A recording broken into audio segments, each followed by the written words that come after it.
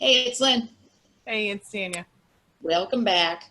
So we have another God Says for the collective today. Um, as always, we are rounding another corner in the twin journey where there's been lots of change and the expectations are shifting again. So even though God sounds a little bit stern, this isn't necessarily a direct warning. What it is, it's more of, okay, guys, this is what we need to be doing. This is what we need to be focusing on. And he really needs all twins to take this seriously because at the stage that we're at now, everybody needs to be moving into 100% unconditional love. And we need to be rocking this journey 100%. What he needs and what we need in order to be able to move forward into the places that we are supposed to be is what he's talking about right now. So, that being said, go Tanya. I actually went in and I was not expecting this collective message. I really wasn't. This was actually given to someone else, but it's legit for everybody. All twins on it. Um, he's saying, "My chosen have to be mastered in all things." At this point in the journey, there is little wiggle room for errors. Dark is moving now at a fast pace, and we need all hands on deck. If you are still moving from a 3D mentality and letting things affect you or your reaction to your DM, then you are not rising into the angelic being I need you to be. Keep in mind, this journey is a privilege and needs to be cherished. Now, I'm going to break in right here because the way he showed it to me was he was showing that basically we're not needed. We're here because we asked for this. So it's kind of like he's showing us, okay, well, you guys decided you wanted this whole 3D experience. You want to go through all these lifetimes. And um, so I allowed that to happen. But now I need you to put your boots on and let's get marching because things are getting ugly. We didn't come here to just live this 3D life. We came here to actually do something. So guess what? Now it's time to step up. It's kind of like I see this as, you got this great job and you wanted this job, but now it's like you actually have to do the work. Mm-hmm. There are lots of civilizations that have fallen due to this exact same thing that we're going through right now. So it's kind of like this time we have to get it right. We just do. Yeah. Michael and the rest of the angelic team could handle this without any hiccups. But I allowed you chosen to have the 3D experience you asked for and wanted. So therefore, I'm expecting this war and your duties to be carried out to the best of your ability. You must understand there is a fail-safe plan should my chosen fail. If I didn't think that all of you could do this without a hitch, I would and still can take matters into my own hands. I am asking all of my chosen now to accept this journey and understand the gift that has been given, or step away and I will handle it. I have watched all of my chosen spin around in the woe is me and the victim me mentality until I am frustrated with the lot of you. If you see this as a gift, then treat it as such, with the care of a delicate flower that will wither away with too much harshness. Then it will flourish. That is my promise to you all. I give you free will to do as you choose, but there are consequences to all actions, even good ones. In all of life, there is either good or bad after effects to all human decisions. It's Newton's law. Every action has an equal or opposite reaction. Where do you all think that came from? I will close with this. Step into and stay in the angelic form I gave you. Realize who you are and what it means to be angelic. All you have to do is remember your days here with me and feel the love you felt here under my protection. Once you remember, things will be easier for you. So it sounds like he is being a little harsh, but I don't see this as being harsh because God is a neutral being. It takes a lot for him to get frustrated. And at this point, I think he is kind of standing back. He's telling you matter of factly. It's kind of a warning, but not necessarily a warning. It's all in how you perceive it. Mm-hmm. This is kind of like a call to action. Yeah. So we're rounding a corner now where all twins need to really move deeply into unwavering, consistent, unconditional love. That means release expectations. What you're getting back doesn't matter, because what's really important is, what's truly important on this journey is that the DFs are leading the DMs with the 5D and the telepathy, leading them with the connection to team. And we are moving into mastery, which is 100% unconditional love. And part of that means detaching from 3D. It's one of the hardest things to do, but releasing all those expectations. So no matter what's going on, no matter what, interactions you're having in the 3D, no matter what the situation is in the 3D, moving into a place where you're in 100% unconditional love means that the only thing you care about is that your twin is okay. You want them safe. You want them happy. That's really all that matters. And it's funny too, because I've heard him say this more than once, but it's kind of like, if you can't give this unconditional love to your twin of all people, you can't give it to anybody else either. It's not feasible. I know that Lynn and I both moved through tests in our own journeys where we have to be in this space. Sometimes it's hard, but we still stay in it because it's one of these things where we don't want to hurt them. No matter what's happening, if team is pushing them to say or do something to, make you react, or to see if you're mastered, we're handling them with complete unconditional love. It's the compassion, the understanding, like, this is where they are. So if this is where they are, then we have to accept it. And the acceptance is the hardest thing. Yep. And then have compassion for where they're at, and do whatever you can to support them in it, understanding that that's where they're at. Yeah. So it sounds like it's really easy. A lot of people are like, oh, I'm definitely unconditionally loving my twin, but, and then after the but, there's a condition. So that's not unconditional love. You're in a place of unconditional love when no matter what your twin says, no matter what your twin does, you have compassion for where they're at. You do whatever you can to support them. You do whatever you can to help them. Try to understand that you are mirrors, which means your twin and yourself, you are designed to push each other's buttons, to provoke each other, to clear the shit that you're supposed to clear. That doesn't mean you say, oh, I'm going to forgive you for provoking me. That means, okay, that really stung.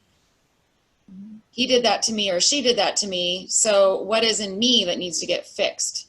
Because that wouldn't have stung if there wasn't something there that still needs to be resolved. So instead of taking this out on your twin not meeting your expectations, or seeing this as some kind of test, which most of them are, but being able to see them as, okay, what's really at play here? What's really going on? Why did that upset me? Or why did that upset him? And identifying the root and the source of that wound, or that pain, or that block, or whatever it is, unraveling it, and then pushing back with unconditional love, trust, and faith, and support. Yeah. And compassion. Well, right now, all of us are being shaken to our core. Whatever we are stubbornly holding on to, then they're still going to shake it loose. And every single time they try to shake it loose, the reason that we're holding on to it so stubbornly is because it's deep. So every time they smack that wound or they pour salt in it, it's going to hurt like hell. But the thing is it has to be flipped around and handled with total unconditional love. That's when it's mastered. And it's when God says that he wants no reaction, or he wants, you to just completely handle it. It's almost like if they do something to you, instead of reacting with screaming and yelling or whatever, you don't have a reaction. You just automatically go, okay. That can even be as subtle as even like doubting your twinship because of it. Mm-hmm. It can be even as subtle as, well, that really hurt my feelings, and then you spin around in it for hours or days. Mm-hmm. Because in every moment, your energy is affecting your twin's energy. So you're not fully mastered until there is no reaction other than love. It's funny because I've said this many, many times. You will know you're mastered in something when you don't see it as a test, because you just move through it. We get tested all the time. It's just most of the time we move through it so effortlessly because we've mastered it. It doesn't feel like a test. Something to keep in mind too is that your twin now is going to be the one that tests you with the deepest stuff. Oh, yeah. And you're supposed to not react. Mm-hmm. I'll give you an example of a DM and a DF that work really closely with me and Tanya. She has been fighting with her family, who has been poking her and poking her and poking her with all of these judgment and questions and this kind of stuff. And she's been really dealing with that because it's been a childhood wound. Her twin came in and actually did the exact same thing to her, which coming from him would have normally absolutely put her on her face. And her response to it was really interesting because you would expect her to be really upset about it, but she said, well, I can't be upset with him because he doesn't understand. It was total compassion, and it was unconditional love for him, which is interesting because she loved him through it, but she couldn't love her family through it. So the DMs and the DFs, you're going to be triggering these things out of each other. And the idea is, if you can handle it from them, the next step is, now you got to love everybody like that. Yeah. And so, it's not as hard as it seems. It is, but it isn't. It's almost, it's kind of moving into a place of detachment from anything, any emotional reaction.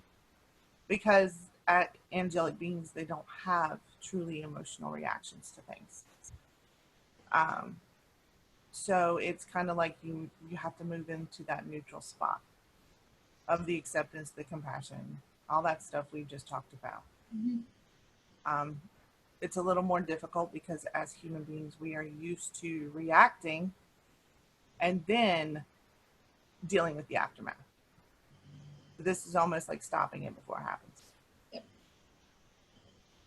One way to look at it is if it's almost like a mother and their child, but this is a grown person. So as unconditional love for your children, when your child gets upset with you and comes and kicks you in the shins and demands a cookie and they don't get what they want, or they're pissed off about something, or they say something really mean to you that normally would hurt your feelings, you just look at them like it's my child and that's where they're at, right?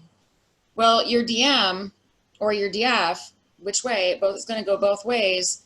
They're going to do the same thing because that's their position, is they're supposed to trigger this stuff so that it surfaces so that you can recognize it. So the trick to this is every time you get your feelings hurt, every time something doesn't make sense, or there's like this feeling of injustice, which most of us have a really hard time with, the injustice of something or the judgment, to stop and look at that and be able to look at it for unconditional love for whoever is presenting it to you.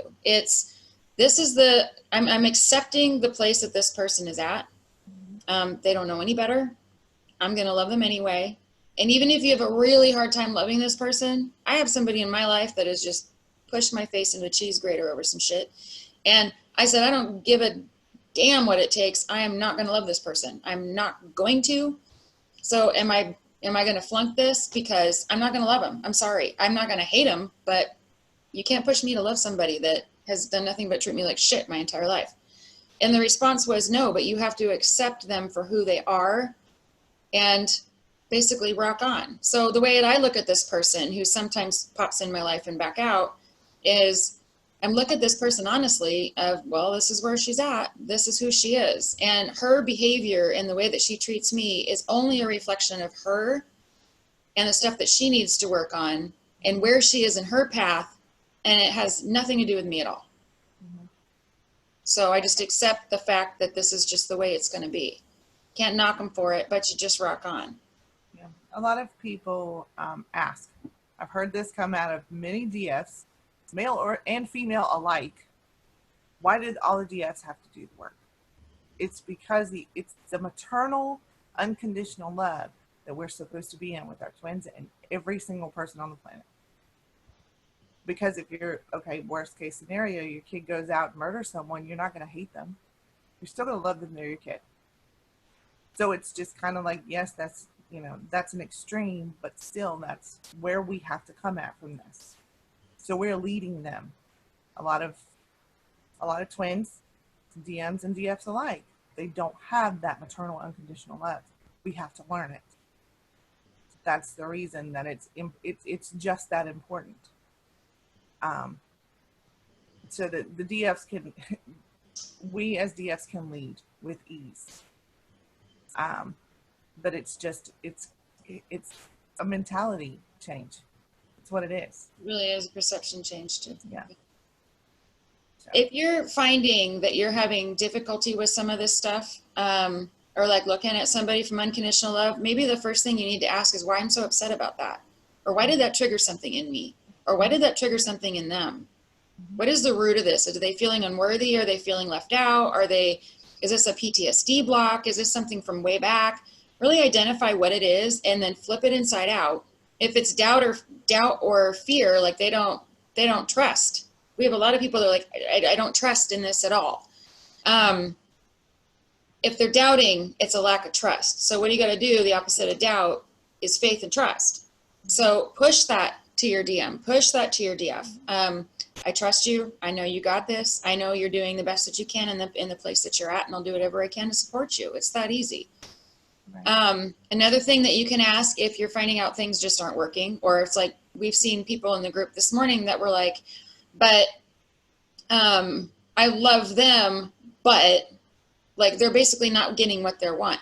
If you're feeling frustrated or if something's not going right, ask the question, what of my expectations are being let down right now? Because a lot of times the root of it is that you've got an expectation that they're not fulfilling. And that's really what the problem is you're not getting what you're wanting. Yeah. But it needs to go, our job is to look beyond ourselves and look at something from somebody else's perspective. So we got to ditch our expectations and go, okay, it's my expectations not being met, but it's not being met because this person handled this situation in the way they did because they had a choice to make based on where they're at. So I'm going to do whatever I can to help them get past it. Yeah. And it's really hard to move into that mentality, but that's just where we all have to be, because as God said, dark is coming in really fast now. So it's like you're going to have people left and right. They're doing things that are just not cool. It's injustice. It's, but it's the expectations all around that we have even people who aren't our twins. We're expecting them to give us something. They're not mind readers. Sorry.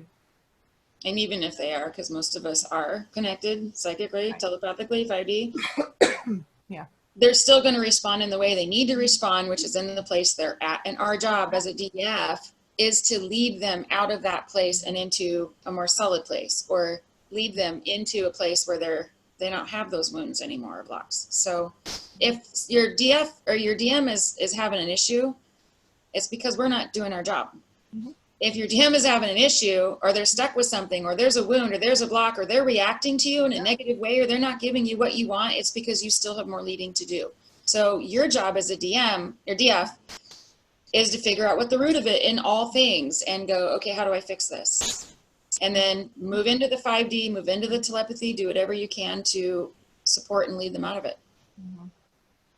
Yeah. I mean, it's kind of funny because we've all heard on this entire journey that, oh, you actually healing wounds in yourself heals your twin. Well, it does, because they're going to mirror back and forth whatever wounds are in you. There's a counter wound in them that once that wound in yourself has been taken care of, it's going to wipe it out in them.